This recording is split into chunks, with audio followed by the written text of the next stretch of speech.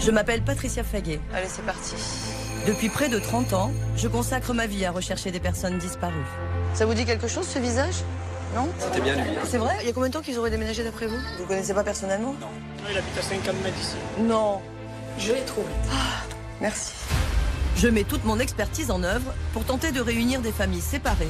Mais c'est pas mon nom, ça, déjà. Bonjour. Je vous préviens, vous éteignez ça tout de suite. Monsieur, je parle à votre épouse. Et apporter des réponses à des hommes et des femmes en quête de leur histoire. Tant que je suis vivante, je peux pas la laisser tomber. Je dis là, j'ai un père, il va falloir que je le retrouve. Plus le temps passe, plus je perds espoir. C'est la seule personne qui manque à ma vie. Je vais me battre pour le retrouver, t'inquiète pas. Enquête de proximité. Bonjour. Y a quelqu'un? Recherche administrative. Ça se complexifie. Cyber-investigation. Ah, là j'en ai un qui est intéressant. Mes techniques et ma ténacité m'ont permis de réunir des milliers de familles. Si je vous annonce que vous avez eu une fille.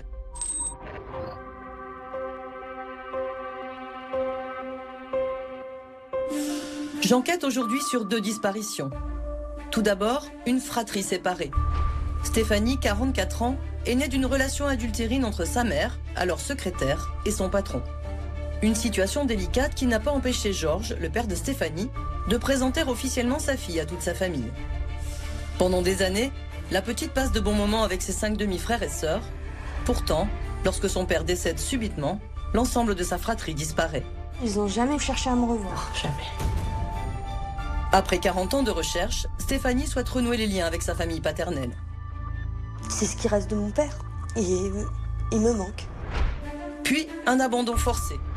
Christian, 79 ans, a été élevé durant toute son enfance en famille d'accueil, sans rien connaître de ses origines. Mais à 40 ans, alors qu'il consulte pour la première fois son dossier d'adoption, il découvre que sa mère aurait tout tenté pour récupérer sa garde. Depuis, cet homme n'a qu'un seul souhait, retrouver, avant de quitter ce bas monde, la trace de celle qui lui a donné la vie. Vu l'âge que je commence à avoir, et puis si je veux trouver, il faut que je me dépêche.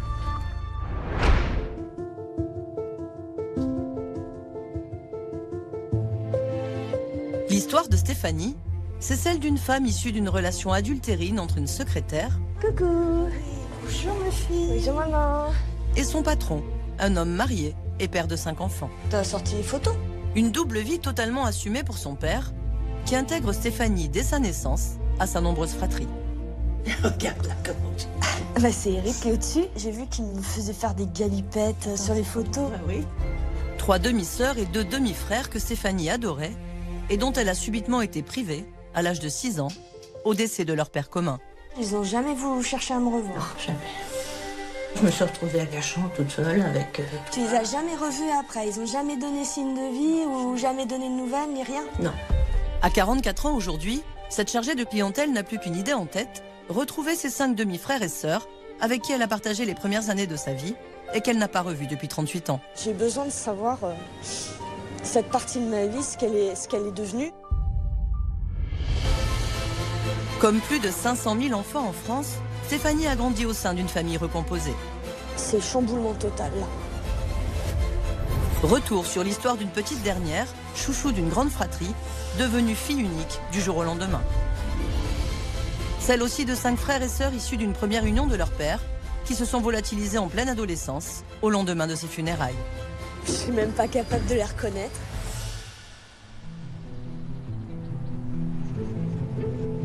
Que s'est-il passé pour que les demi-frères et sœurs de Stéphanie s'effacent subitement de sa vie au décès de leur père commun? Leurs mères respectives les auraient-elles volontairement éloignés? Auraient-ils purement et simplement oublié ou renié cette petite demi-sœur conçue hors mariage? Autant de questions qui tourmentent Stéphanie depuis ses 16 ans, âge auquel elle a tenté de nombreuses recherches pour retrouver Fabienne, Eric, Franck, Corinne et Patricia. Pourtant, rien ne prédestinait Stéphanie à se lancer dans cette quête éperdue. Mes parents se sont rencontrés dans le cadre de leur travail. Elle travaillait au début dans une brasserie et en face de la brasserie, il y avait une société de balance que tenait mon père à l'époque et il l'a engagée en tant que secrétaire. Et donc, ils ont lié des relations au début amicales et puis ensuite amoureuses. Georges, marié et père de 5 enfants, finit par quitter sa femme pour s'installer, seul, dans un appartement situé dans la même rue que son entreprise, dans le 2e arrondissement de Paris. Maman habitant dans un 3 pièces, on ne pouvait pas vivre décemment à 7, 8 dans un appartement trop petit. Si Stéphanie et sa mère ne vivent pas avec Georges, la fillette passe régulièrement jusqu'à ses 6 ans, ses week-ends chez son père à Paris. Des instants précieux où elle retrouve ses demi-frères et sœurs, que Georges se fait un plaisir de réunir jusqu'à son décès brutal en 1982. Où malheureusement, il décède dans un accident d'électrocution. Donc c'est violent, c'est inattendu et là, maman, elle s'écroule, quoi. Pour préserver Stéphanie, c'est seule que Fanny se rend aux funérailles de Georges. Elle y croise son ex-épouse et ses 5 enfants. C'est la dernière fois qu'elle les verra. Pour Stéphanie, subitement coupée de sa branche paternelle, c'est l'incompréhension la plus totale. Du jour au lendemain, maman n'a plus du tout de contact. Ni avec les proches de Georges à ce moment-là, ni avec les frères et sœurs. Et il y a une rupture totale qui se fait et elle se retrouve vraiment seule. Depuis son adolescence, Stéphanie se rend régulièrement à la dernière adresse de son père. La rue Monda, ouais, c'est là. L'immeuble n'a pas changé, mais l'appartement est-il resté dans la famille? Plusieurs fois ces dernières années, Stéphanie a tenté d'établir un contact, mais personne ne lui a jamais ouvert la porte. Là, je réalise que vraiment, ouais, il y a un manque d'une partie de moi qui doit être refaite. Les demi-frères et sœurs de Stéphanie vivent-ils toujours à cette adresse? Pourquoi ont-ils cessé de donner des nouvelles? Accepteraient-ils de revoir leur petite demi-sœur aujourd'hui? Il me manque. C'est ce qui reste de mon père. C'est eux qui restent de mon père. Voilà. Après 38 ans de vaines recherches, la jeune femme m'a contactée afin de me confier la mission de les retrouver. J'ai beau être souvent confrontée à ces histoires de séparation familiale, celle de Stéphanie m'interpelle. Pourquoi? Alors qu'elle avait été acceptée bien qu'issue d'une relation extra-conjugale, aurait-elle été rejetée par la suite? Pour comprendre cet imbroglio, je décide de lui rendre visite chez elle, en banlieue parisienne. Je pars à la rencontre de Stéphanie qui recherche 5 demi-frères et sœurs, c'est pas rien. C'est une histoire qui a quand même quasiment 38 ans. Ça paraît fou de perdre des frères et sœurs pendant autant d'années. C'est une vie.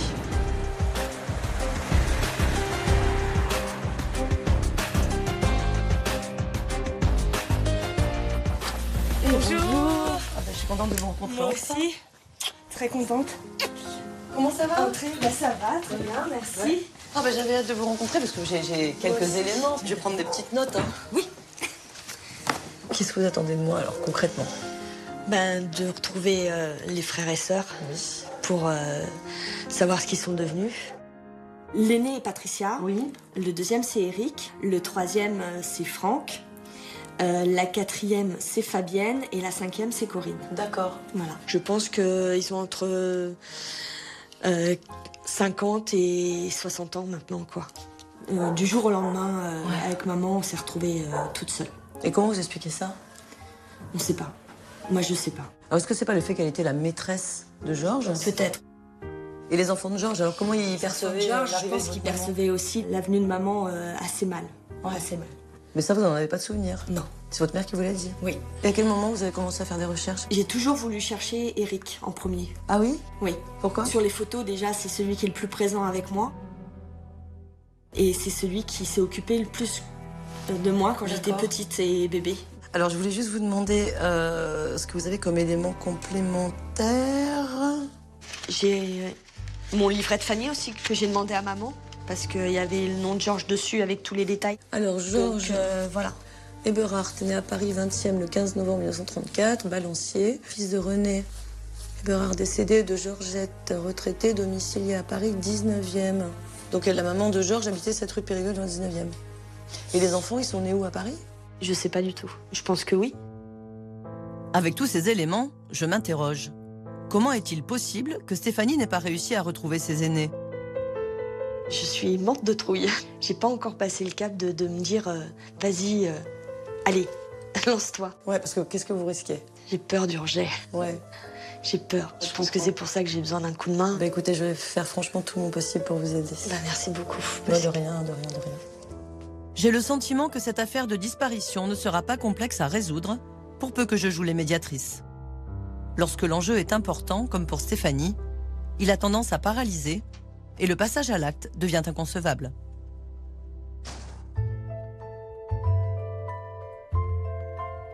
Je démarre mon enquête à Chilly-Mazarin dans l'Essonne, où réside Fanny, la mère de Stéphanie. C'est le noyau central de cette histoire et elle détient forcément des informations que sa fille ignore.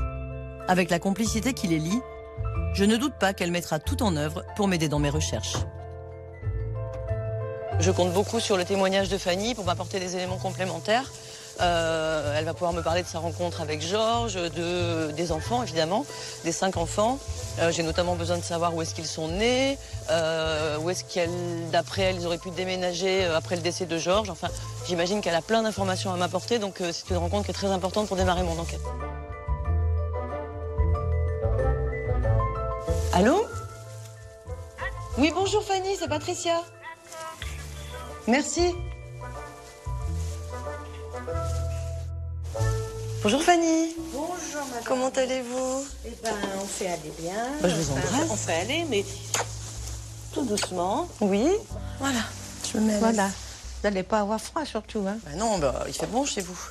Puis comme on va papoter un petit peu, je me mets à l'aise. J'ai plein de questions à vous poser parce que Stéphanie n'a aucun souvenir en fait de cette période-là. Georges, lui, il habitait donc 1 rue Mondart. 1 rue Mandar, oui. Ok. À quel étage il habitait? Au premier. Au premier. Oui. Premier étage gauche-droite. À gauche. Vous êtes sortis ensemble combien d'années avant la naissance de Stéphanie? Je me rappelle plus. Avec sa femme, il habitait où déjà? Je sais plus. Il s'était marié où, Georges, avec sa femme? Dans Paris, parce que ses parents habitaient dans Paris. Mais pourquoi vous avez besoin de ça? Parce que pour retrouver les enfants, moi, il faut que je sache quelle était leur dernière adresse connue. Et puis, comme Georges n'est plus de ce monde, pour retrouver les enfants, il faut que je retrouve leur maman, Micheline. Oui. Donc j'ai besoin de tous ces éléments-là. Je ne vous pose pas toutes ces questions pour vous embêter. Mais moi, sur elle, je peux pas dire grand-chose. Hein. Contre toute attente, Fanny s'est montrée plus que réticente à me renseigner. Elle n'en sait certainement plus qu'elle n'en a dit, y compris à sa fille Stéphanie. Je sais par expérience de quoi sont capables certaines mères pour garder un lien privilégié avec leur enfant. Je décide de ne pas prolonger plus longtemps notre entretien et repars avec les mêmes informations qu'à l'arrivée. Au revoir et puis soyez prudents. Et puis faites bien attention à vous. Au revoir Fanny, merci. Au revoir. Donc la direction, la rue Mandart évidemment, où tout s'est passé. Le 1 rue Mandart où Georges vivait et le 7 rue Mandart où Georges travaillait.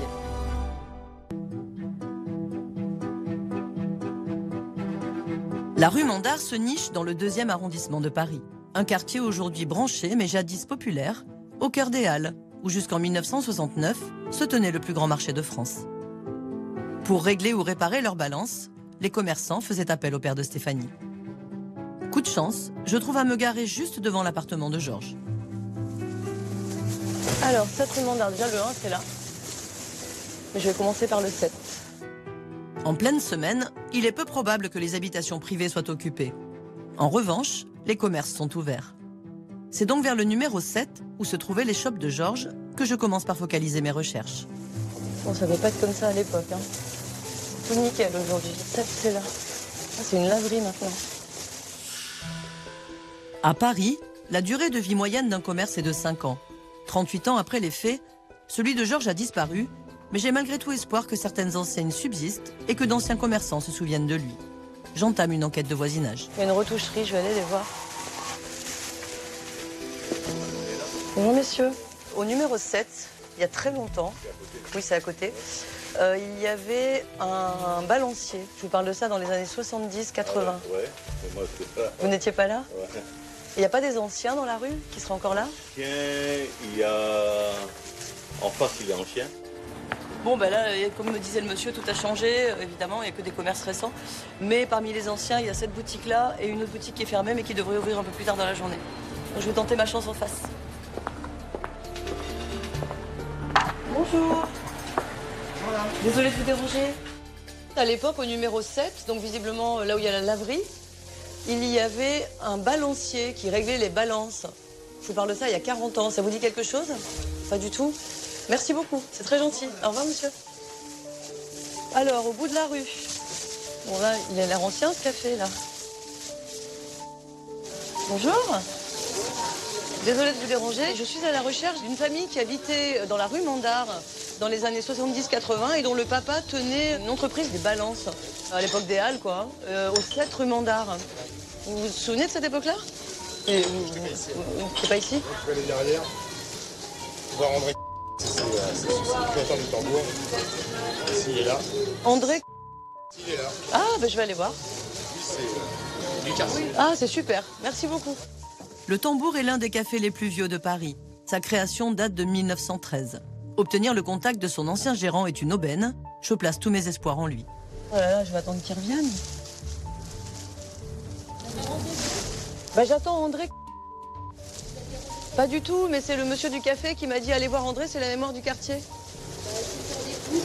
Ah, c'est pas vrai. Mais alors bonjour.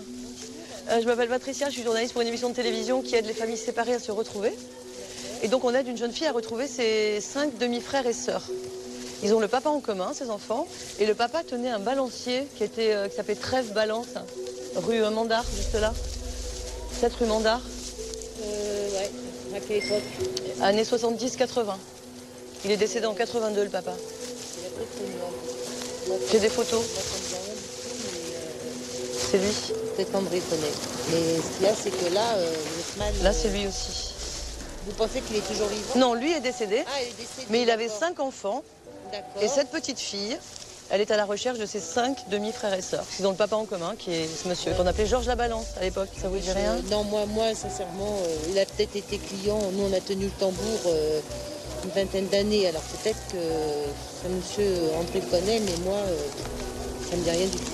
Et vous étiez déjà là dans les années 80? Ouais. Ah, On va réveiller, moi. ah, vous êtes sympa, exceptionnellement.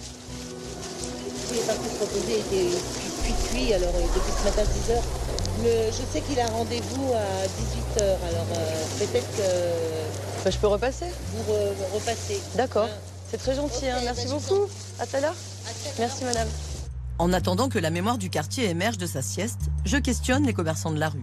La référence depuis 1921, ça me plaît ça.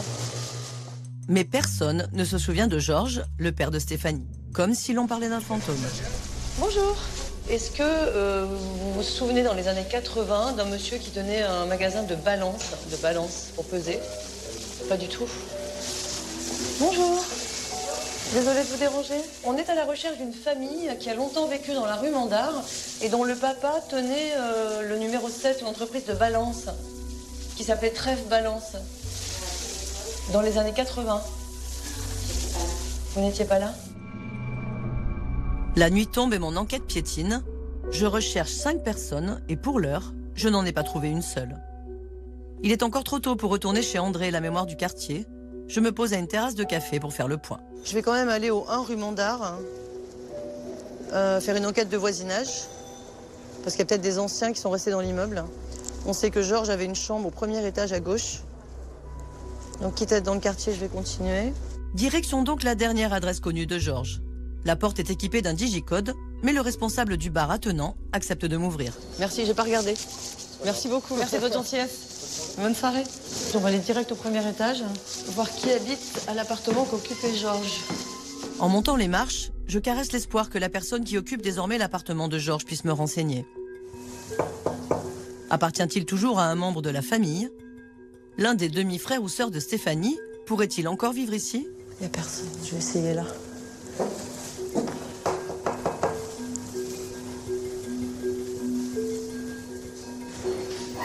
Il y a quelqu'un qui arrive. Bonjour. Oui, bonsoir. Vous habitez l'immeuble? Oui. Est-ce que par hasard vous connaissez une famille qui habitait ici? Oui. Et Eberhardt, ça vous dit rien, la famille Eberhardt? Non, pas du tout. Elle est là depuis longtemps? Alors, c'était la gardienne de l'immeuble. Oui. Elle habitait là depuis très longtemps, ouais. Et elle est plus là? Ouais, ça fait 10 ans. Ah ouais? Et aujourd'hui, c'est qui? C'est le barman du resto qui est en bas. Ah! Je vais aller le voir. La famille Eberhardt a donc quitté les lieux depuis plus de 10 ans. Mais elle a pu rester propriétaire de l'appartement, auquel cas je vais me renseigner auprès du locataire.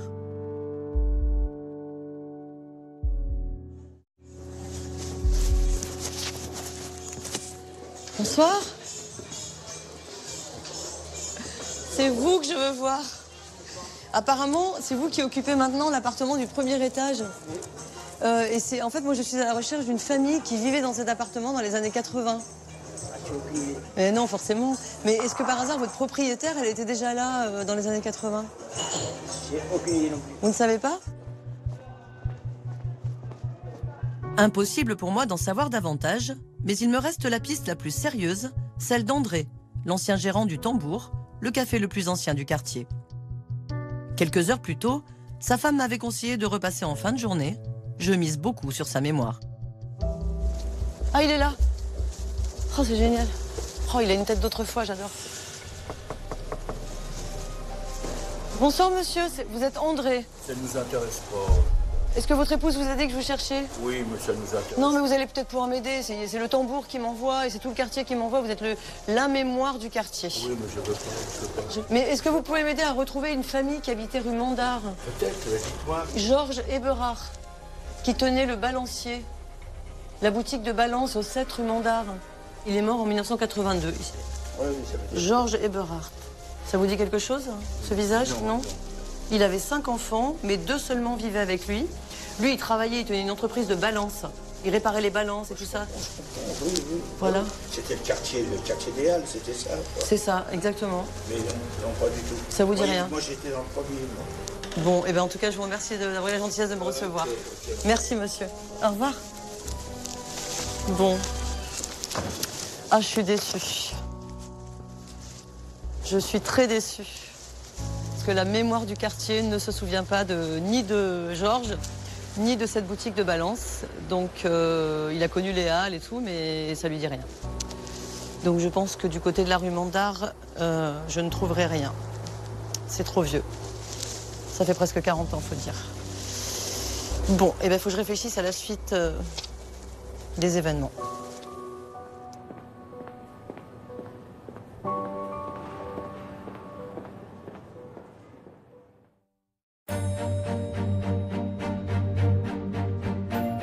Le jour se lève à Paris pour une nouvelle journée d'enquête, et depuis que Stéphanie m'a demandé de retrouver ses 5 demi-frères et sœurs, je n'ai pas avancé d'un pouce. Mais dans la nuit, des propos de Fanny, la mère de Stéphanie, me sont revenus en mémoire. Georges avait épousé la mère de ses 5 aînés dans l'arrondissement où vivaient ses parents, une adresse que j'avais repérée sur le livret de famille, conservé par Stéphanie. Alors Georges, voilà, Eberhard, fils de René, Eberhard décédé, de Georgette, retraité, domicilié à Paris, 19e. Les parents de Georges résidaient dans le 19e arrondissement de la capitale. Ce serait donc dans ce quartier qu'il aurait convolé en premières noces avant de rencontrer Fanny. Si je parviens à retrouver la trace de son ex-épouse, je devrais pouvoir localiser ses enfants, les demi-frères et sœurs de Stéphanie. Direction l'état civil du 19e arrondissement. Bonjour. Bonjour. C'est gentil de nous recevoir. On est à la recherche d'un extrait de mariage entre un monsieur Eberhard et une Micheline Linossier. Comme il est né à Paris, nous sommes en ligne au niveau des naissances. Oui. À partir de 1925. D'accord. Donc là, il suffit que je fasse une recherche par notre logiciel et on saura s'il s'est marié dans le 19e, à quelle date il s'est marié. Merci beaucoup. Les services d'état civil des 20 mairies d'arrondissement de Paris sont désormais reliés en réseau pour les actes établis à partir de 1925. Si Georges ne s'est pas marié dans le 19e mais dans un autre arrondissement, j'aurai donc tout de même accès à ces données. Eberhard Georges Louis. Oui. Il s'est marié dans le 19e arrondissement le 15 novembre 1958. Novembre 58. D'accord, génial. Georges est donc resté marié une vingtaine d'années avec Micheline, la mère des demi-frères et sœurs de Stéphanie. Encore adolescent au moment de son décès, ils sont forcément restés avec elle. Mais est-elle seulement toujours de ce monde ? Micheline, vous avez moyen de savoir si elle est décédée ? Je l'ai déjà sous les yeux, elle est décédée. C'est pas vrai. À Montfermeil. C'est pas vrai. Il n'y a pas longtemps, elle est morte, elle est décédée le 11 octobre. De cette année ? De cette année. Ah, c'est horrible. À Montfermeil ? À Montfermeil, tout à fait. Eh ben là, on va filer à Montfermeil, hein ?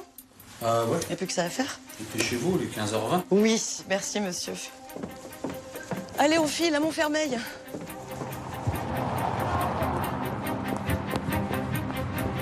Bon, j'ai toujours pas trace des enfants, mais je sens que je chauffe. Je chauffe. Quand une personne meurt, un acte de décès est dressé et enregistré dans la ville où s'est déroulé l'événement. Il est ensuite transmis à sa mairie d'origine afin qu'elle appose la mention du décès en marge de son acte de naissance. La mairie de Montfermeil, comme la plupart des administrations françaises, ferme à 17h30. Je n'ai pas une minute à perdre. Allez, on court parce que la mairie va fermer.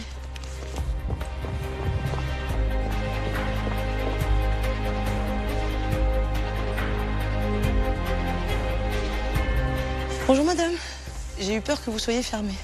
C'est pour récupérer un acte de décès. Merci madame. Coup de chance, l'état civil est encore ouvert. J'arrive in extremis pour récupérer l'acte de décès de Micheline, l'ex-épouse de Georges. Je détiens le Graal. Donc, j'ai l'acte de décès entre les mains. Micheline et le déclarant, ce sont les pompes funèbres de Montfermeil. Donc, je suggère qu'on y aille tout de suite. Micheline, la mère des demi-frères et sœurs de Stéphanie, est décédée il y a tout juste un mois. Selon un arrêt de la Cour de cassation du 14 mai 1992, il incombe aux héritiers de supporter les frais d'obsèques, même s'ils renoncent à la succession. Ce sont donc forcément les demi-frères ou sœurs de Stéphanie qui ont franchi la porte de ce magasin pour l'organisation des funérailles. Je devrais pouvoir y trouver leurs coordonnées. Pourvu qu'il accepte de m'aider. C'est là.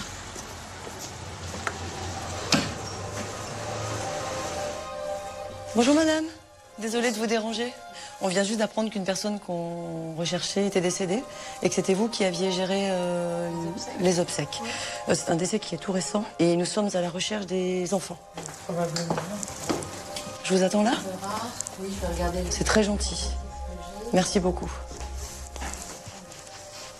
Oui, c'est gentil. C'est super important parce qu'en fait, on travaille pour une émission qui aide les familles séparées à se retrouver. Et nous, on est en contact avec la demi-sœur, donc elles ont le papa en commun. Et on va permettre aux enfants de Micheline de retrouver leur demi-sœur. Donc vous voulez faire une surprise? Leur faire la surprise aux 5 parce qu'ils ont 5 enfants. Et... Même 5, 4, il y en a un qui est décédé. Ah, c'est pas vrai. Cette annonce me glace le sang. Pourvu qu'il ne s'agisse pas d'Éric, le frère avec qui Stéphanie avait créé le plus de liens. J'ai toujours voulu chercher Eric en premier. Ah oui? Oui. Pourquoi? Parce que c'est celui qui est sur les photos déjà, c'est celui qui est le plus présent avec moi. Ouais. Et c'est celui qui s'est occupé le plus de moi quand j'étais petite. Et qui est décédé alors? Vous savez pas? J'ai pas l'information parce que le décès est survenu à l'âge adulte. Donc il n'est pas sur le livret des parents. D'accord. Les livrets de famille ne mentionnent en effet que les enfants morts-nés ou décédés en bas âge. Impossible pour l'heure de savoir lequel de la fratrie n'est plus de ce monde. Par contre, j'ai 2 téléphones. Vous allez faire des heureux. C'est donc Fabienne, l'avant-dernière, qui s'est chargée des obsèques. Toutes les informations la concernant figurent dans le dossier, y compris son adresse. Merci encore. Hein. Bonne soirée. Alors malgré les circonstances, la journée se termine finalement plutôt pas mal puisque je viens de récupérer les coordonnées de Fabienne qui s'est occupée des formalités d'obsèques concernant sa maman Micheline. Donc Fabienne vit actuellement dans le 77, j'ai une adresse, ça sera ma prochaine étape. Ma journée a été longue et la nuit tombe. Je préfère reporter ma rencontre potentielle avec Fabienne à un autre jour.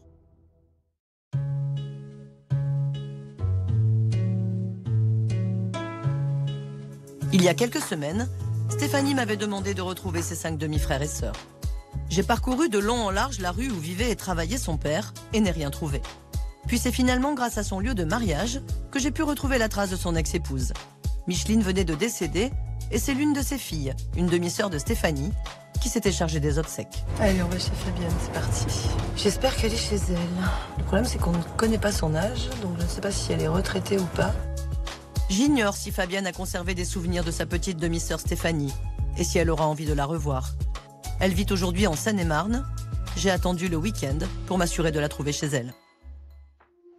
Alors, là on est 41, 45, ah c'est une petite maison.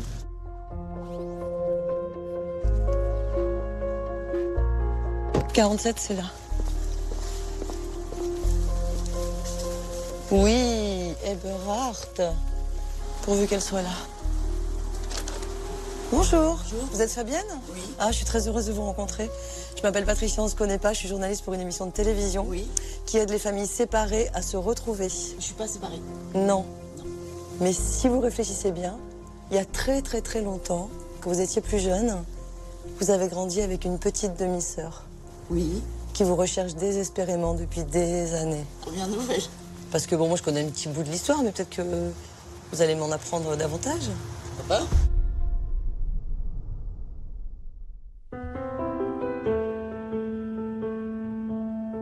Stéphanie m'avait contacté pour que je retrouve ses 5 demi-frères et sœurs, dont elle n'avait plus de nouvelles depuis 38 ans, suite au décès de leur père. Quelques semaines plus tard, je lui ai demandé de me rejoindre pour lui faire part de l'avancée de mon enquête. Notre rendez-vous se tient à Paris, dans la rue où vivait son père, et où Stéphanie a perdu la trace de sa fratrie. J'ai le cœur qui bat à 200. Je ne sais pas du tout ce que Patricia va m'annoncer ou ce qu'elle va pouvoir me dire. Et j'ai un peu peur, quoi. Je suis un peu intimidée aussi. Il y a plein de choses qui se passent dans ma tête et puis j'ai le cœur qui bat très vite là. Stéphanie! Ah, bonjour Patricia. Ça va? Ça va et vous? Ça va très bien. Ça va très bien, merci. J'ai le cœur qui bat à 100 là. C'est vrai? Ouais. Non, il faut pas. On va se retrouver dans la rue Mondar. Oui. Voilà. Oui, cette rue est hyper symbolique. Oui, c'est là que tout a commencé en fait. Exactement. C'est là que tout a commencé, c'est là que tout s'est arrêté aussi. Oui. Donc c'est une rue hyper symbolique. Oui. Et c'est aussi là que moi j'ai commencé mon enquête, évidemment. Oui. Donc moi j'ai passé plusieurs jours dans ce quartier, à ratisser ce quartier, évidemment, à la recherche du moindre souvenir de Georges et de ses enfants. Et j'ai rien trouvé. C'est trop ancien. Ça m'étonne pas trop. Le quartier a changé. Oui, beaucoup changé. Même les anciens du quartier ne se souviennent plus du commerce de balancier. Enfin, c'est vraiment une autre époque, quoi. Alors j'ai poursuivi mes recherches. Et j'ai changé de quartier. J'ai quitté le 2e arrondissement pour le 19e, où j'ai trouvé la trace du mariage de Georges. Mais là, j'ai pu trouver des infos sur Micheline, leur maman. Ok. Voilà, et j'ai appris que malheureusement, Micheline était décédée il y a 1 mois. Oh là là. Et j'ai appris, en creusant encore un petit peu, que c'était Fabienne qui avait géré les formalités des obsèques. Wow. D'accord.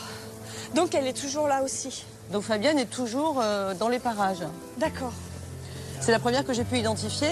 Et grâce à elle, j'ai pu aussi encore un petit peu avancer. Alors je sais que toi, tu n'as aucun souvenir d'eux, bien que tu aies des photos. Oui. Eux n'ont aucune photo. Du tout? Du tout, mais ils t'ont jamais oublié.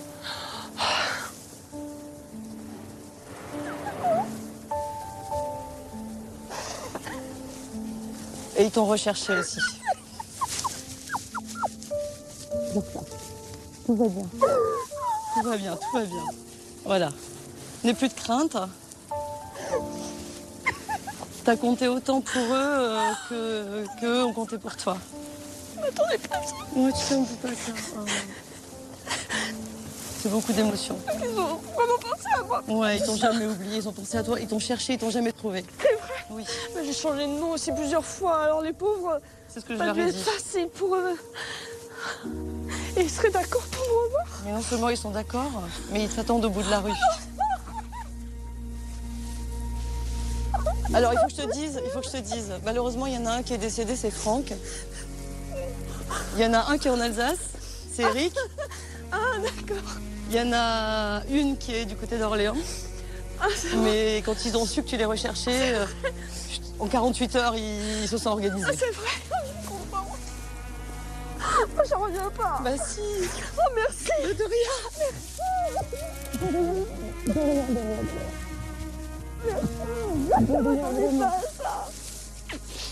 Merci beaucoup. Près de 40 ans après leur brutale séparation, Stéphanie est sur le point de retrouver sa fratrie. Est-ce que tu vas les reconnaître? Regarde. Je sais pas. Patricia, Eric et Fabienne ont tous répondu présent. Seule Corinne, la dernière des 5 enfants de santé fragile, n'a pu se déplacer. Je te laisse aller vers eux. Donc Eric, Fabienne et Patricia. Bonjour.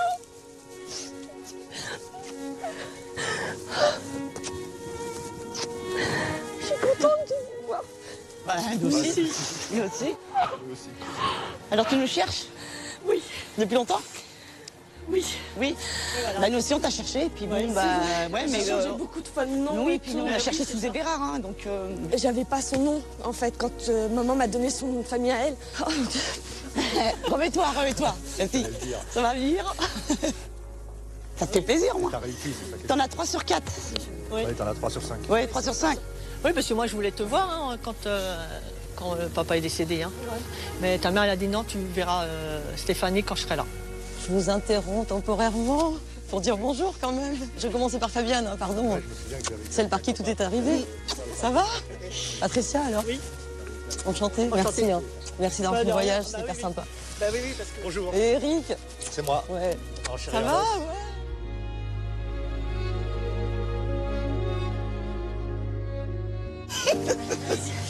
Vas-y. Allez, l'honneur. Merci. Moi, j'ai les photos sur le portable. Stéphanie, elle a oublié son album, elle est pas cool. Ouais, on le remet. Oh là là, elles sont où tes photos? Dans mon sac. Ça, c'est Eric quand il s'est marié. Le fils d'Eric. Ça, c'est encore Georges. Alors ça, c'est 1958. Donc c'est là. C'est génial, ça. Ils ont accepté de me revoir et ça, pour moi, c'est un plus grand bonheur que j'aurais pu espérer, quoi. Donc, c'est vraiment sincère. Patricia, elle a très bien fait le job. Non, mais vous vous retrouvez comme si vous étiez quittés hier, en fait. Ouais. C'est un truc de fou. Bon, bah, c'est pas tout, mais je vais vous laisser un peu entre vous, quand même. J'arrive au bout de ma mission avec le bonheur de savoir une grande fratrie réunie. Après 38 années de séparation, ces demi-frères et sœurs échangent comme s'ils s'étaient quittés la veille. Stéphanie et Corinne, qui n'avaient pu faire le déplacement lors de leur retrouvailles, vont se rencontrer prochainement et un week-end est déjà prévu chez Eric, en Alsace. Quant à ses autres sœurs, elle les a régulièrement au téléphone. Selon le Code civil, un enfant ne doit pas être séparé de ses frères et sœurs, sauf en cas d'impossibilité ou si son intérêt commande une autre solution. L'histoire de Christian, c'est celle d'un homme de 79 ans, déposé 4 heures après sa naissance aux portes d'un orphelinat de Toulouse. Alors ici, il y a la demande d'admission de l'enfant à l'assistance publique. Il y a écrit « La mère refuse de s'occuper de l'enfant ». Un homme né durant la Seconde Guerre mondiale en 1940 et élevé en famille d'accueil sans savoir que sa mère a écrit, 5 années durant, des dizaines de lettres à l'assistance publique pour en récupérer la garde. Ça, c'est elle qui les a écrites, les lettres aussi d'ailleurs. Des suppliques désespérées que ce retraité, père de 2 enfants et grand-père de 2 petits-enfants, découvre stupéfait à l'âge de 40 ans, alors qu'il consulte pour la première fois son dossier d'adoption. Elle a essayé 3 fois de me récupérer, alors il y a toujours eu quelque chose qui s'est passé. Ça, je ne l'avais jamais vu. Depuis, Christian n'a eu de cesse de multiplier à son tour les démarches pour retrouver la trace de sa mère biologique. C'est chercher une aiguille dans une botte de foin. Je suis au bout du rouleau, là. Comme près de 200 000 mineurs et jeunes majeurs en France, Christian a fait l'objet d'un placement en famille d'accueil. Moi, j'ai bien vécu. J'ai été heureux. Sauf qu'il y avait ce manque. Retour sur l'histoire d'un nouveau-né abandonné en pleine guerre dans un orphelinat toulousain, celle d'une fille-mère désespérée qui s'est battue pour le reprendre, et d'un homme sans identité qui, depuis 4 décennies, remue ciel et terre pour retrouver celle qu'il a mise au monde. Mais au bout de tant de recherches, j'y crois plus.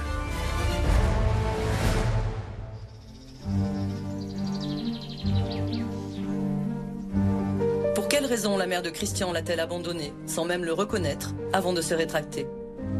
Quelle vie menait-elle? Pourquoi n'est-elle jamais parvenue à le récupérer? Autant de questions qui minent Christian et dont l'assistance publique détient peut-être les réponses. J'ai eu un premier placement 6 mois après ma naissance. J'y suis resté jusqu'à l'âge de 6 ans. J'en suis parti sur une dénonciation comme quoi on ne s'occupait pas très bien de moi. Christian est alors confié à une seconde famille d'accueil à Cugnaux, à quelques kilomètres seulement de Toulouse, où enfin il est choyé et s'épanouit. Dans cette famille, j'ai été vraiment bien accueilli, soigné, parce que après la guerre, j'étais pas très gros. Ils m'ont tout appris. Par amour et respect pour cette famille nourricière à laquelle il est si reconnaissant, Christian s'interdit de s'interroger sur ses origines. Elle n'aurait pas pu comprendre, elle n'aurait pas compris. Elle aurait cru que j'étais mal chez eux. Il se croit orphelin et enfouit au plus profond de lui tout espoir de connaître un jour ses parents naturels. Jusqu'à ce qu'un événement, en apparence anodin, fasse basculer sa vie à l'âge de 40 ans. L'usine où je travaillais m'a demandé un extrait d'acte de naissance que la mairie de Toulouse m'a envoyé. Et je n'avais jamais vu un extrait d'acte de naissance comme celui-là. Il y avait le nom de la sage-femme qui m'a fait naître, l'adresse où je suis né, il y avait tout. Profitant d'une loi votée 2 ans plus tôt en 1978, autorisant enfin les pupilles de l'État à consulter leur dossier d'adoption, Christian prend rendez-vous avec l'aide sociale à l'enfance. Et ce qu'il découvre sans préavis lui fait froid dans le dos. Il m'a donné un tas de papiers comme ça, avec une 60aine de lettres de ma mère. C'est des lettres écrites par votre mère que vous ne connaissez pas, que vous n'avez jamais vues. C'est dur. Monsieur l'inspecteur, je voudrais, s'il en est temps encore, faire quelque chose pour mon petit. J'aimerais connaître les conditions à remplir pour reprendre mon fils Christian. De 1943 à 1948, la mère de Christian n'aura de cesse de prendre de ses nouvelles et de réclamer à 3 reprises sa restitution. Des demandes systématiquement et conduites par l'inspecteur de l'aide sociale à l'enfance, au motif qu'elle ne dispose pas de moyens financiers suffisants. Si Christian n'en a jamais rien su, c'est qu'avant 1978, aucun pupille n'avait le droit de connaître son histoire, qui était classée secret d'État. Je découvre tout. Toute mon histoire. Je crois qu'elle a pensé à moi tout le temps, je pense. 5 ans de lutte qui aboutiront à une clôture subite et sans appel de ces démarches. Je suis donc mariée et maman d'une petite fille. C'est pour cela que je n'ai plus demandé de nouvelles de mon enfant. Salutations distinguées, Jeanne Madol. Je ne sais pas quoi penser. Parce que bon, mais j'ai toutes ces lettres, mais... Qu'en faire et surtout, comment les exploiter? Pourquoi sa mère l'a-t-elle abandonné? Où est cette petite demi-sœur, née 7 ans après lui, dont il apprend l'existence dans cet ultime courrier? La fratrie s'est-elle encore agrandie par la suite? Année après année, Christian aura consacré sa vie à chercher la trace de cette mystérieuse Jeanne Madol, sa mère biologique, jusqu'à perdre espoir. J'ai arrêté de chercher parce que, vous savez, il y a 30 ans que je cherche, il y a 30 ans que je trouve rien. J'ai 79 ans. Vu l'âge que je commence à avoir. Et puis, si je veux trouver, il faut que je me dépêche. Démarches individuelles, détectives privés, recherche dans l'intérêt des familles. Après avoir épuisé tous les recours pour connaître son histoire, celle de sa mère et retrouver sa demi-sœur, Christian se trouve toujours au point mort. Mais cette lettre que j'envoie à Patricia, c'est mon dernier espoir. Ce que j'aurais aimé avoir, connaître ma sœur et avoir une photo de ma mère, c'est tout.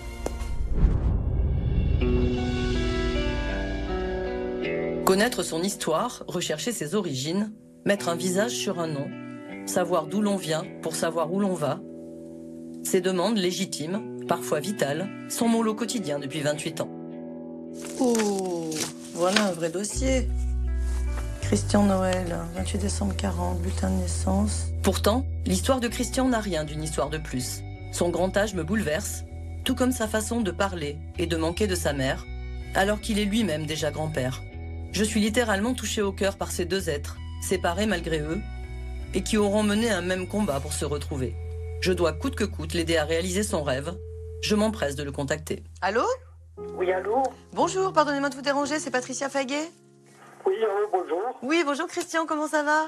Ah, bon, ça va bien. Bon, je suis en train de découvrir vos documents. Donc Christian, vous êtes né le 28 décembre 1940 à Toulouse et votre mère vous a confié quasiment tout de suite à un orphelinat. Oui. Ce qui est terrible en lisant les courriers, là, c'est que votre mère, elle n'a jamais voulu vous abandonner. Elle prend de vos nouvelles tous les mois, en fait. Oui. D'après ce qu'on comprend dans le dernier courrier, c'est qu'elle s'est mariée et que et qu'elle a eu cette petite fille et qu'on imagine qu'elle n'a pas dit à son mari qu'elle avait abandonné un enfant en 1940. À son mari et à sa famille et à ses parents. Et à ses parents, puisqu'effectivement, elle dit que sa faute n'est pas connue dans son entourage. Mais votre mère, elle s'est accrochée. Hein. Moi, j'ai jamais vu autant de lettres dans un dossier. Qu'est-ce que vous attendez de moi? Je voudrais trouver ma sœur. Savoir ce qu'a fait ma mère pendant toute sa vie et le pourquoi elle m'a abandonné. Et j'aimerais avoir une photo de ma mère et voilà. Eh ben oui, non mais c'est tellement légitime. La difficulté que je vais rencontrer, c'est qu'on n'a pas la date de naissance ni le lieu de naissance de votre mère. Alors, ce qui est intéressant, c'est quand même qu'on a le nom de votre mère, hein, Jeanne Madol, et puis on a une adresse en plus. Là, on voit domicile de la mère, 32 rue Gambetta à Toulouse. Oui. Donc là, je vais m'atteler à cette recherche, et puis en espérant avancer, on verra bien. D'accord, merci. Au revoir. Au revoir, Christian. Je pense que ça va être très compliqué parce qu'on n'a qu'un nom et un prénom, donc ça va pas être facile, mais en tout cas, je vais me donner à fond parce que voir un petit papy comme ça, dans une telle souffrance, c'est insupportable. Donc je veux qu'il soit apaisé. Allez.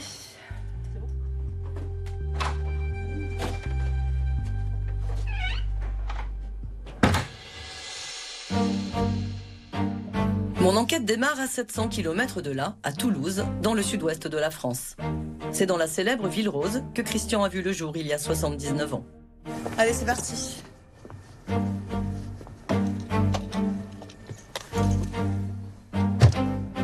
Ma première étape, la dernière adresse connue de sa mère. Un lieu où elle aurait caché sa grossesse, mais aussi accouché, avant de l'abandonner quelques heures plus tard dans un orphelinat. Rue Léon Gambetta.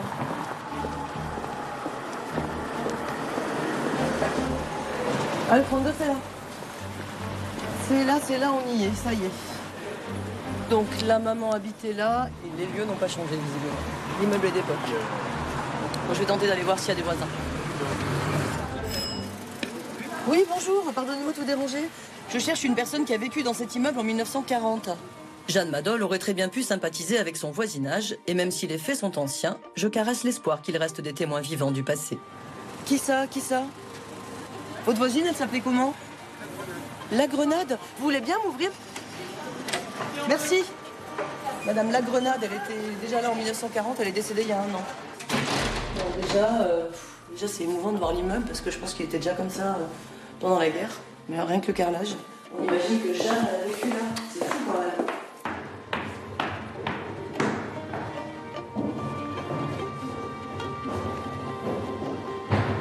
Bonjour. C'est chez vous que j'ai sonné? Ah, super. On est au 4e étage. Au 4e? Oui, au 4e. C'était madame La Grenade. Madame La Grenade comme une grenade? C'est marqué sur le... Ah, c'est marqué sur la boîte. Je sais que moi j'habite là depuis 1995. Elle, ça faisait 30 ans qu'elle habitait là. 30 ans. Ah, ça ne porte pas assez vieux pour moi, parce que 30 ans, c'est années 70. J'espère que je vous retiens pas trop. Vous partez au boulot, là? Oui. Vous bossez dans quoi? Dans la restauration. Ah, d'accord. Vous êtes proprio ou pas? Contacter le dernier acquéreur de cet immeuble me permettrait d'avoir accès à l'historique de ses occupants, locataires comme propriétaires. Ah, monsieur Walsh? Oui. Ancien proprio de l'immeuble, carrément, il avait l'immeuble. Ah oui, il avait l'immeuble, il a mis un... Oui. Et il est décédé, lui? Oui, il y a très longtemps, oui. Hélas, l'ancien propriétaire des lieux, un dénommé Monsieur Walsh, attirait sa révérence. Pour savoir si Jeanne Madol, la mère biologique de Christian, ou quelqu'un de sa famille, aurait possédé un jour un appartement dans cet immeuble, et ainsi y tirer d'autres informations, je me renseigne sur le nom du syndic. Walsh, c'est W-A-L-C-H? Voilà, oui. D'accord, ok. Merci beaucoup. Non, non, de rien. Bonne journée, bon courage. Merci beaucoup. Au revoir. Au revoir. Mon espoir, c'est que Jeanne ait été propriétaire en 1940 d'un des appartements de l'immeuble et peut-être son nom figurera sur un acte d'achat ou sur un document du syndic. J'ai eu de la chance de tomber sur ce voisin, c'est coup de bol. En quelques clics sur Internet, je parviens à trouver les coordonnées du syndic de copropriété qui gère aujourd'hui l'immeuble. Il ne se situe qu'à quelques encablures de là. Je m'y rends à pied, en longeant les quais de la Garonne et en savourant, comme à chacun de mes déplacements, la beauté de notre douce France. Le syndic de copropriété est une personne physique ou morale chargée de représenter l'ensemble des copropriétaires d'un immeuble en tout ce qui a trait à sa gestion, son entretien et sa conservation. Entrer sans frapper, c'est merveilleux. J'ai bon espoir de trouver ici des archives concernant le bâtiment situé au 32 rue Gambetta à Toulouse. Bonjour. Désolée de vous déranger, je m'appelle Patricia Faguet, je suis journaliste pour une émission de télévision. Et nous aidons un monsieur de 79 ans à retrouver la trace de sa mère biologique qui vivait en 1940 au 32 rue Gambetta. Et mon espoir, c'est que vous ayez gardé des archives de l'époque de guerre. L'époque de guerre? L'immeuble, il était la propriété de quelqu'un. Alors oui, il appartenait à monsieur Walsh, l'immeuble entier. Et vous pourriez me jeter un œil au cas où, si jamais vous trouviez des noms qui me sont familiers dans mon dossier? Je dis 369. Oh, vous êtes gentil, monsieur, merci. Par là. La loi du 10 juillet 1965 impose la création d'une copropriété dès lors qu'un immeuble ou qu'un groupe d'immeubles est divisé en plusieurs lots et que plusieurs propriétaires se les partagent. Même si Jeanne Madol, la mère de Christian, n'était que locataire, je devrais pouvoir récupérer ici le nom de son propriétaire de l'époque. H. Wesh. Il existait. Oh là là là là là là. Il existait, je crois. Alors, il avait acheté ce bien, Jean-Pierre Barrault. En quelle année il l'avait acheté? En 1986. Ah, il est dans le prix de 2 700 000 francs. Donc c'est pas monsieur Walsh qui m'intéresse, c'est monsieur Baron du coup. Et monsieur Baron l'avait acquis en quelle année? C'était un legs, ils l'ont reçu en legs. Qui? Les barons. Ah, reçu l'immeuble en legs de madame comment vous m'avez dit? Lusso, L-U-2-S-O-T. Alors, de madame L-U-2-S-O-T. Qui, elle, décède en octobre 64. Donc elle, c'est la plus ancienne propriétaire. Et elle n'a pas de descendance, c'est pour ça qu'elle fait un legs. Qu'elle fait un legs à Paul-Pierre Baron. Pas de descendance. Donc là, Marcel Lusso, qui est décédé en 64 et qui lègue l'immeuble à monsieur Baron, elle a fort probablement connu Jeanne, cette madame Lusso. C'est ça. Mais moi, du coup, il ne m'intéresse pas les barons. Ce qui m'intéresse, c'est madame Lusso. Oui, parce que les barons, ils arrivent trop tard dans mon histoire. C'est ça, ils arrivent trop tard dans mon histoire, absolument. Un petit peu haut. Voilà, c'est tout ce que j'ai sur l'histoire de l'immeuble. La piste des propriétaires successifs de l'immeuble s'effondre. Je tente d'en savoir plus sur les locataires. Vous n'avez pas du tout le nom de Madol dans ce que vous avez lu, hein? Ouais. C'est exceptionnel que vous puissiez avoir le nom des locataires dans vos actes. Oui. Courage. Ouais, merci beaucoup. Je vous en prie. Vraiment un grand merci. Je dois me rendre à l'évidence. Malgré la bonne volonté du syndic, ce n'est pas ici que je dénicherai une quelconque trace de Jeanne Madol. Bon, malheureusement, ce que j'ai trouvé ici, je pense, ne portera pas ses fruits parce que les faits sont trop anciens. Cette madame Lusso n'avait pas de descendants. Donc je vois pas qui pourra me renseigner sur ce qu'elle aurait pu partager avec Jeanne Madol. Donc je pense que ma prochaine étape, ça va être d'aller aux archives municipales. En tout cas, c'est mon espoir à présent.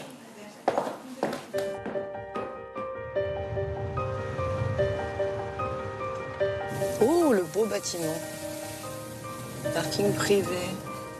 La mère biologique de Christian a accouché en 1940 à Toulouse. Son prénom était Jeanne et son nom de jeune fille, Madol. Ce sont ces éléments d'identité que je vais tenter à présent d'exploiter en fouinant dans les différentes archives de la ville. Ouvertes au public, les archives municipales de Toulouse ont pour mission de collecter, classer et conserver les sources permettant de reconstituer l'histoire de la ville et de ses habitants. Bonjour monsieur, vous êtes monsieur le directeur? Tout à fait, enchanté. Moi, je suis à la recherche d'une dame qui aurait vécu rue Gambetta en 1940, qui s'appelle Jeanne Madol, peut-être née à Toulouse. Elle serait née à peu près vers quand? J'ai une fourchette très large, entre 1910 et 1930. Heureusement, il y a la table décennale, ce qui permet de faire des tranches de 10 ans.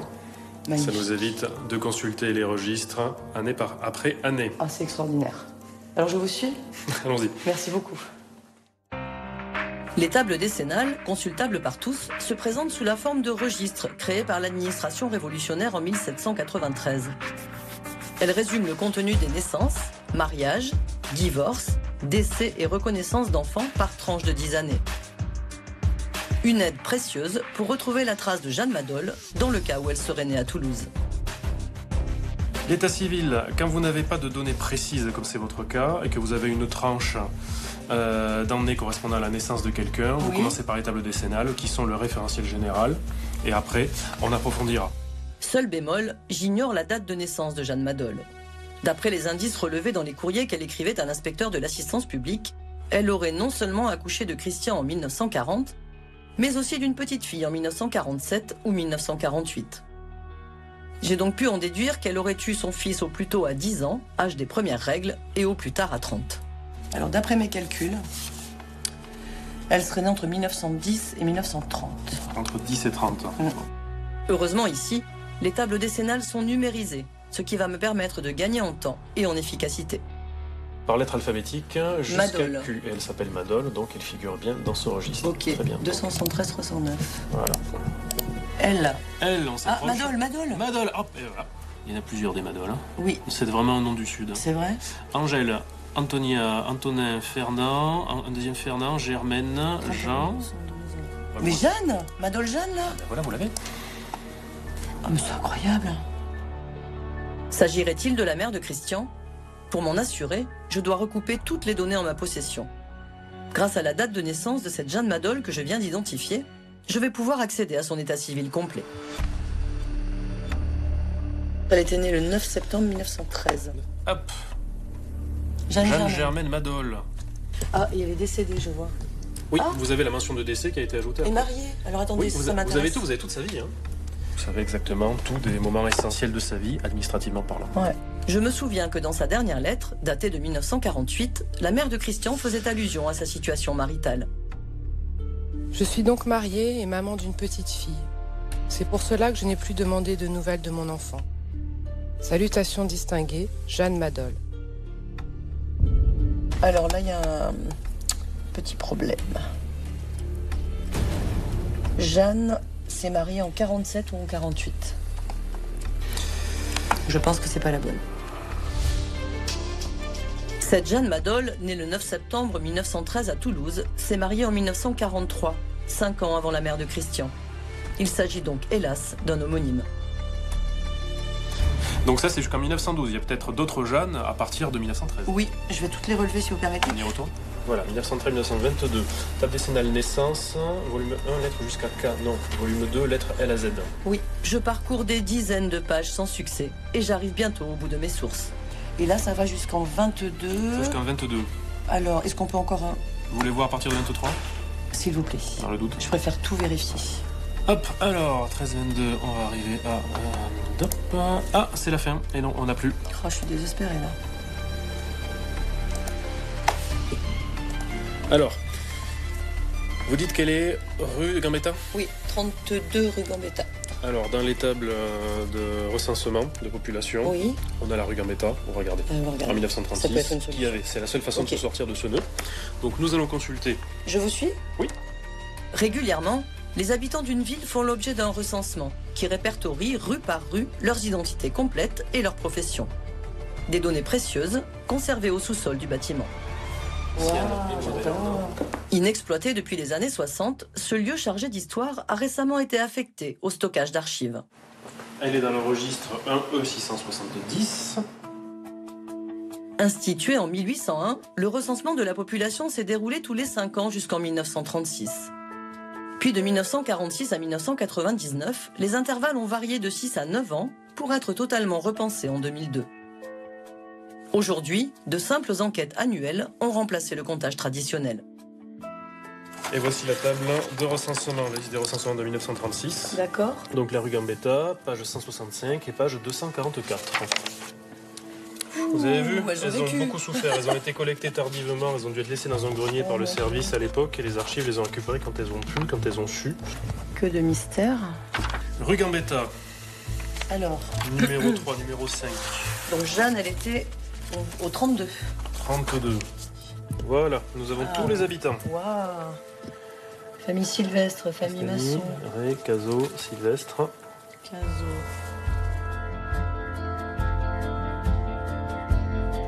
Non, rien du tout. Ok. Impensable d'abdiquer à ce stade. Retrouver Jeanne Madol, c'est la quête d'une vie pour Christian. Je tente une ultime vérification du côté des listes électorales. Même si les femmes n'ont voté qu'à partir de 1945, je ne veux passer à côté d'aucune piste. Il n'y a rien. Ok. Bah écoutez, s'il n'y a rien, il n'y a rien. Et voilà. Merci beaucoup, monsieur le directeur. Avec plaisir. Bonne soirée. Merci beaucoup. Au revoir. Eh bien, je viens de faire la fermeture des archives municipales en présence de monsieur le directeur, qui a été franchement très patient avec moi. Mais en attendant, je n'ai rien trouvé ici. Donc demain, je pense que j'ai encore d'autres ficelles à tirer. Et on verra bien quelle sera ma prochaine étape demain matin. Oh là là là là, quelle histoire! Je repars fatiguée de cette longue journée d'enquête à Toulouse. Je dois reprendre des forces pour obtenir un dénouement heureux à cette affaire.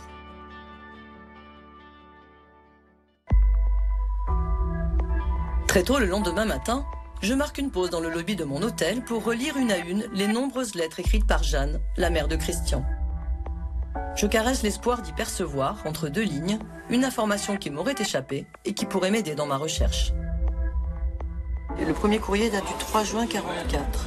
Pour des raisons majeures, indépendantes de ma volonté, j'ai été obligée de m'abstenir de toute demande. Aujourd'hui, me voilà en zone libre et déchargée de certaines obligations. En tout cas, on voit que c'est une personne qui est lettrée. C'est une personne qui a fait des études, elle s'exprime bien, elle écrit bien, elle fait très peu de fautes d'orthographe. Elle est très polie. Après une matinée à décortiquer ses courriers dans le moindre détail, un nouvel indice m'apparaît.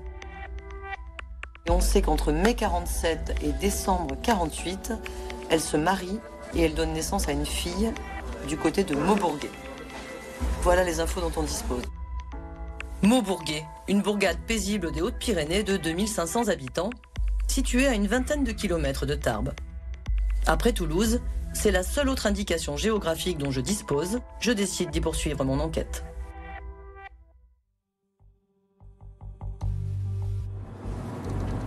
Maubourguet 8. Ça y est. C'est la première fois que je le vois écrit. Après 2 heures de route à l'est de Toulouse, me voici enfin à destination. Trouverai-je enfin la trace de Jeanne Madol ici? Alors, nous y sommes.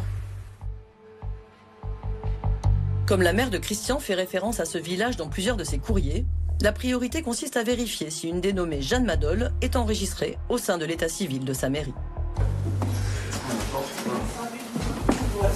Bonjour mesdames. Désolée d'arriver à l'improviste. Je suis journaliste pour une émission de télévision qui aide les personnes séparées à se retrouver. Bah oui, mais non, mais là, comme ça... Je suis désolée, en fait, on mène les enquêtes en direct. Non, mais... Alors, cette petite dame... Oui. Mais est-ce que vous permettez que je les regarde, les tables? Là, comme ça, moi, j'ai personne, là. Mes enquêtes se déroulent en temps réel et je conçois que des personnes ou des administrations ne soient pas préparées ni disposées à me recevoir. Avec vous? Je peux le faire avec vous? Non. L'essentiel reste de convaincre mes interlocuteurs de la bienveillance de ma démarche et de la dimension humaine de l'enjeu. Après, c'est des noms que, voilà, c'est des noms, vous allez en avoir dans le Gers, dans les Hautes-Pyrénées, c'est des noms... Ah oui, de la région. Oui, des noms de la région. Et avec un peu de patience, ça finit souvent par payer. Mais malgré son concours, cet employé de mairie ne trouve aucune femme du nom de la mère de Christian dans ses archives. Ok. Au revoir.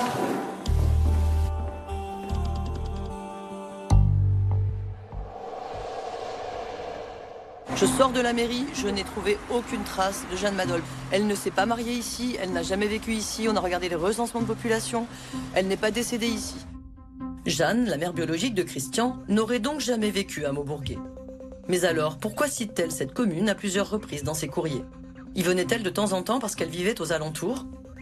Jeanne Madol a forcément vécu quelque part et je compte bien le découvrir. Je décide de contacter toutes les mairies des petits villages avoisinants par téléphone. Jansac et Montfaucon. C'est très fastidieux parce que des petits villages, il y en a plein. Et encore là, je fais que le premier cercle, mais je vais devoir élargir au deuxième cercle si je trouve rien. Donc ça va me faire une liste de, je sais pas, une cinquantaine de villages, facile. Grâce à Internet, j'ai pu établir une photographie précise de l'ensemble des communes de la région à contacter. Si seulement l'une d'elles trouvait trace dans son état civil de la mère de Christian. Voilà, donc là je viens de relever le nom du maire de Nouillan et je l'appelle. Allô? Oui, bonsoir monsieur Berdy, pardonnez-moi de vous déranger. Nous sommes en train d'aider un monsieur très âgé à retrouver la trace de sa maman. D'accord, eh bien je vous remercie beaucoup. Au revoir. Allez, on lâche pas. C'est marié? Oui, elle s'est mariée. Avec qui? Ah, on n'a pas le nom du mari, sinon ça serait tellement facile. Allô? Oui, tout à fait. Ah, vous n'avez pas trouvé sa trace non plus. C'est très gentil. Merci beaucoup, madame. J'ai contacté des dizaines de communes environnantes, jusqu'à plusieurs kilomètres à la ronde, et personne ne trouve trace d'une Jeanne Madol dans ses archives. Donc elle s'est mariée en 47 ou 48. Au revoir. L'enquête s'avère plus coriace que je ne le pensais. Pour Christian, qui cherche ses racines depuis tant d'années, je refuse de renoncer. Si sa mère biologique évoque Maubourguet dans ses lettres, c'est peut-être qu'elle y avait des amis ou de la famille. Je tente en ultime recours une enquête de voisinage auprès des locaux en âge d'avoir connu la guerre. Vous êtes de Maubourguet? Vous êtes en quelle année, vous? Moi, je suis né en 41. En 41. En fait, on aide un monsieur de 79 ans à retrouver sa maman. Elle s'appelait Jeanne Madol. Ça vous dit rien? Ce monsieur pourrait vous en parler. Oui. Oh, il y avait un monsieur là. Madame Madol, ça te dit quelque chose? Madame Madol. Non. Bonjour monsieur. Bonjour. Vous êtes né en quelle année si c'est pas indiscret? Comment? Vous êtes né en quelle année? 33. 33. Oui. D'accord. Et ça vous dit rien, Jeanne Madol? Non. D'accord. Non. Je sais pas qui c'est. D'accord. Eh bien, écoutez, merci de votre gentillesse. Allez, au revoir. Merci, monsieur. Je profite d'avoir Michel sous le coude, un mot bourguetois plus qu'accueillant, pour m'aider à entrer directement en contact avec les plus anciens du village. J'ai essayé de vous pêcher quelqu'un qui a 10 ans de plus que moi. C'est gentil, monsieur. Raymond, juste un renseignement. Est-ce que Madame Madol, ça te dit quelque chose? Non. Comment le prénom? Jeanne. Non.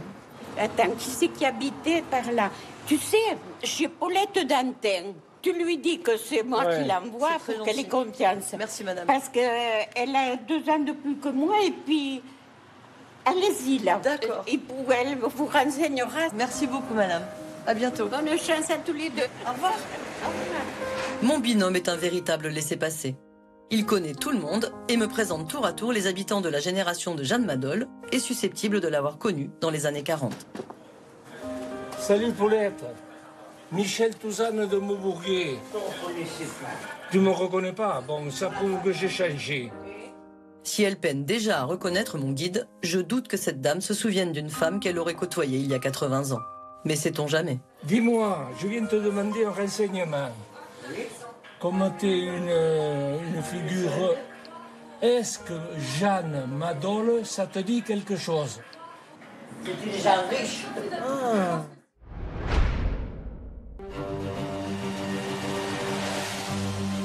Il y a quelques mois, Christian m'avait sollicité pour que je retrouve sa mère biologique, une certaine Jeanne Madol, qu'il avait confiée à l'orphelinat de Toulouse sans le reconnaître, avant de se rétracter 3 ans plus tard. Après de longues semaines d'enquête, je lui ai proposé de lui faire part de mes démarches chez lui, à Cantaous, dans les Hautes-Pyrénées.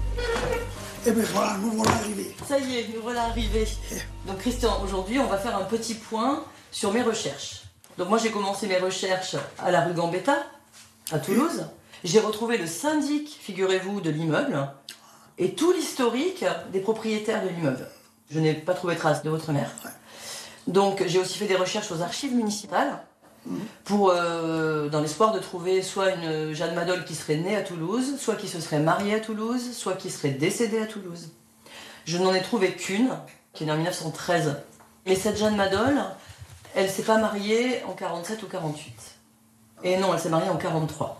Donc c'est pas la bonne. Donc à Toulouse, j'ai rien trouvé. Donc je me suis dirigée vers Maubourguet. Jeanne Madol, ça leur dit rien. Alors j'ai commencé à faire tous les petits villages autour. Ça, c'est la liste de toutes les mairies des Hautes-Pyrénées qu'on a contactées.